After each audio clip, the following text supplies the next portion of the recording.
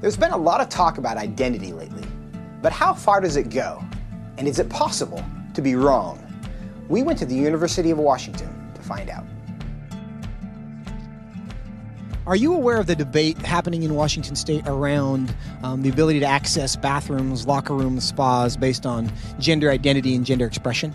I think people should be able to have access to the facility. I think bathrooms could and potentially should be gender neutral because there doesn't need to be a classification for differences. I think people definitely should have the ability to go into whichever locker room they want. I feel like at least public universities should do their best to accommodate for those who do not have a specific gender identity. You know, whether you identify as male or female and whether your sex at birth is matching to that, you should be able to utilize the resources. So if I told you that I was a woman, what would your response be? Good for you. Okay. Like, yeah. Nice to meet you. I'd be like, what? Really? I don't have a problem with it. I'd ask you how you came to that conclusion. If I told you that I was Chinese, what would your response be? I mean, I might be a little surprised, but I would say, good for you. Like, yeah, be who you are. I would maybe think you had some Chinese ancestor.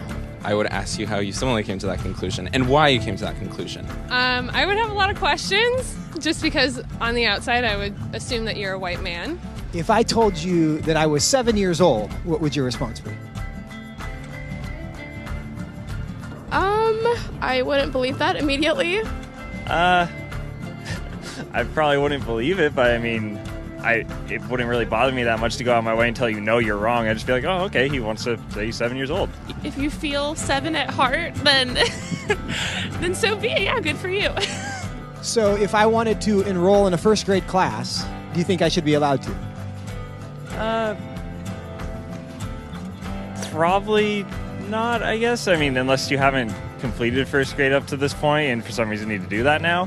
If that's where you feel like mentally you should be, then I feel like there are communities that would accept you for that. I would say so long as you're not hindering society and you're not causing harm to other people, I feel like that should be an okay thing. If I told you I'm 6 feet 5 inches, what would you say? That I would question. Why? Because you're not. No, I don't think you're 6'5". If you truly believed you're 6'5", I don't think it's harmful. I think it's fine if you believe that. It doesn't matter to me if you think you're taller than you are. So you'd be willing to tell me I'm wrong? I wouldn't tell you you're wrong.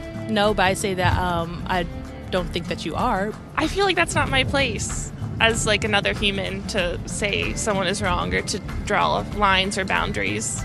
No, I mean, I wouldn't just go like, oh, you're wrong, like that's wrong to believe in it. Because I mean, again, it doesn't really bother me what you want to think about your height or anything. So I can be a Chinese woman. You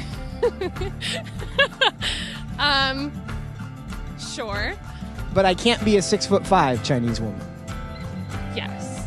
If you thoroughly debated me or explained why you felt that you were 6'5", I feel like I would be very open to saying that you were 6'5", or Chinese, or a woman.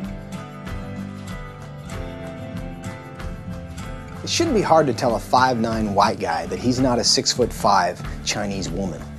But clearly it is. Why? What does that say about our culture?